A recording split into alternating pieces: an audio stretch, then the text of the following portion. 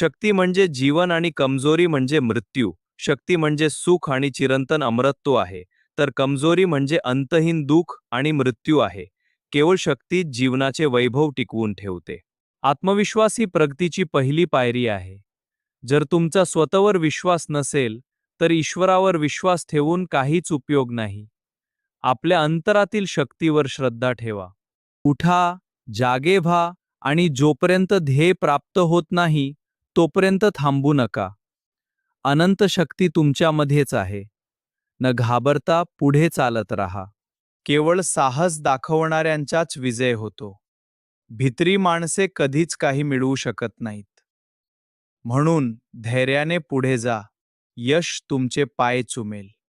तुम्ही सिंह आहात, मेंढरे नाही. मेंढरासारखे मूर्ख बनू नका. सिंहासारखी गर्जना करत उठा. स्वतःच्या खऱ्या स्वरूपाची ओळख करून घ्या. पवित्रता, संयम आणि चिकाटी यशस्वी होण्यासाठी या तिन्ही गोष्टी अनिवार्य आहेत. आणि या सर्वांपेक्षा श्रेष्ठ म्हणजे प्रेम. हाच यशाचा मूळ मंत्र आहे. तुम्हीच तुमच्या भाग्याचे विधाते आहात.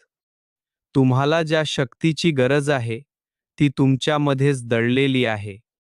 आपले भविष्य स्वतःच्या हाताने लिहा. भय म्हणजेच मृत्यू. भय हेच पाप आहे. भय हाच नरक आहे आणि भय म्हणजे अन्याय आहे. जगातील सर्व नकारात्मक विचार या भीती या शब्दात सामावलेले आहेत. केवळ शारीरिक बळ म्हणजे शक्ती नाही, आत्मबल हीच खरी शक्ती आहे. जेव्हा माणूस स्वतःला आत्मा म्हणून अनुभवतो, तेव्हा त्याला मृत्यूवरही विजय मिळवण्याचे सामर्थ्य प्राप्त होते.